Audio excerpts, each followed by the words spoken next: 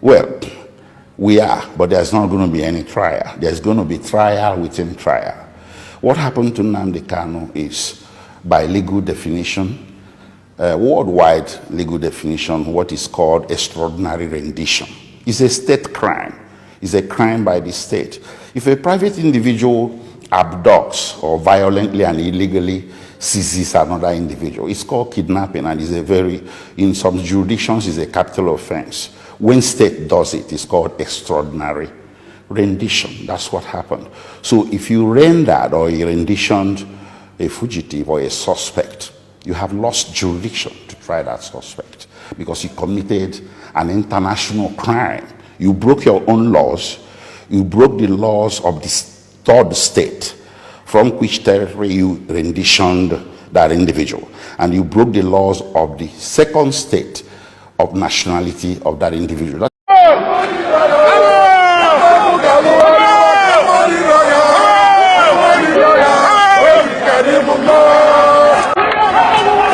Hello everyone, welcome back to Ojukwu News, the channel where we break down the truth behind the headlines that mainstream media won't tell you.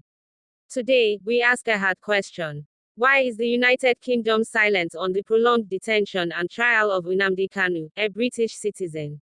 Is this silence political? Is it about oil? Is it betrayal? Let's unpack this. Don't forget to like, share, and subscribe.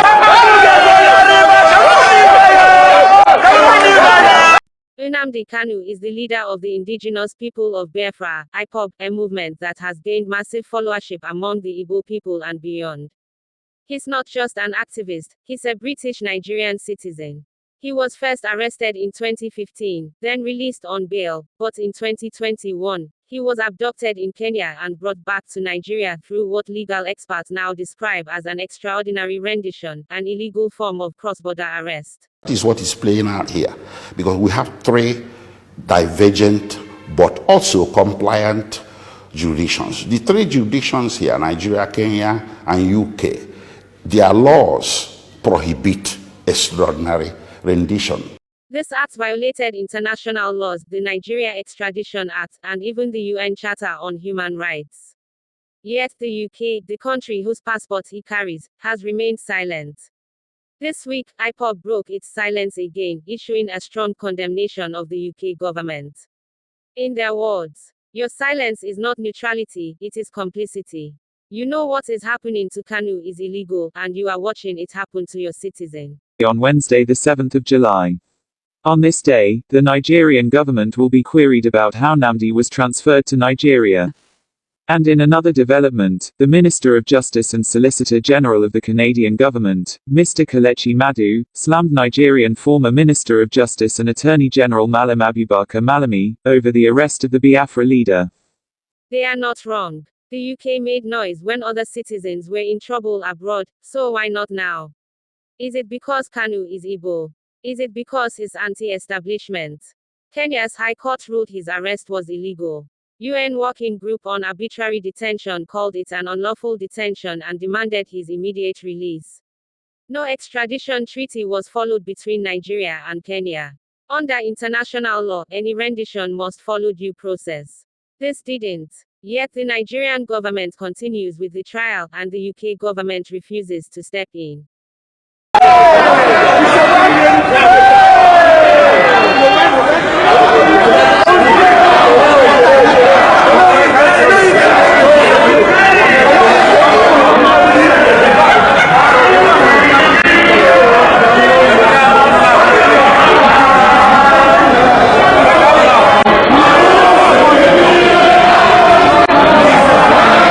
Let's take you back to 1980 for the Diko affair.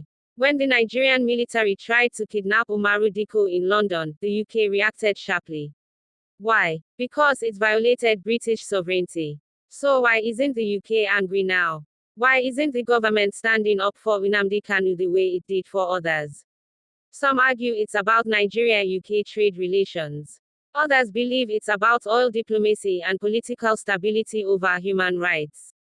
The MP, Harriet Harman, has she not been here to discuss anything? No, she hasn't.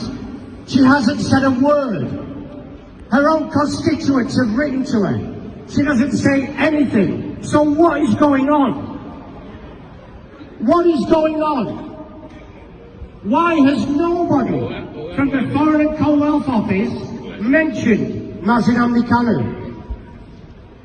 How can you have a British citizen travelling on a British passport, kidnapped in Kenya on June the 19th?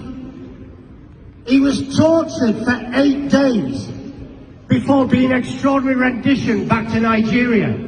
Why was he extraordinary rendition back to Nigeria when he's a British citizen? Has nobody behind these windows asked that question? Either way, Kanu is paying the price. IPOB insists this isn't just about one man, it's about justice, sovereignty, and freedom. But the stakes are high. Over 700 deaths in the southeast linked to the sit-at-home protests. Rising ethnic tension and militarization. Increased radicalization due to state oppression. Nnamdi Kanu has now been in detention for over 3 years. The trial continues, even though no solid evidence has been presented. Mark your calendars, October 10, 2025. That's the day the Federal High Court in Abuja will rule on Kanu's no case submission. His lawyers argue there is no evidence to sustain the trial. If the judge agrees, he walks free. If not, the trial continues, and so does detention. UN spoke out. Kenya ruled, yet no direct sanctions, no diplomatic outrage, and no public action from Britain. Compare that to how they react when it's Hong Kong, Iran, or Russia. Why the double standard? Is the UK choosing silence because they fear the backlash of supporting a secessionist? Or is it because they don't want to upset Nigeria's elite? This silence has consequences. IPOB is more emboldened. The Southeast is becoming more militarized. And a young generation is losing faith in political solutions. Kanu's continued detention may be buying time, but it's also brewing more unrest. If Kanu is truly guilty, let it be proven in court legally and fairly. But if this is political persecution, then history will remember who stood silent. So the UK government. The world is watching. Don't forget to hit the like button, drop your thoughts in the comments, and subscribe for more uncensored truths. Until next time, stay informed, stay bold.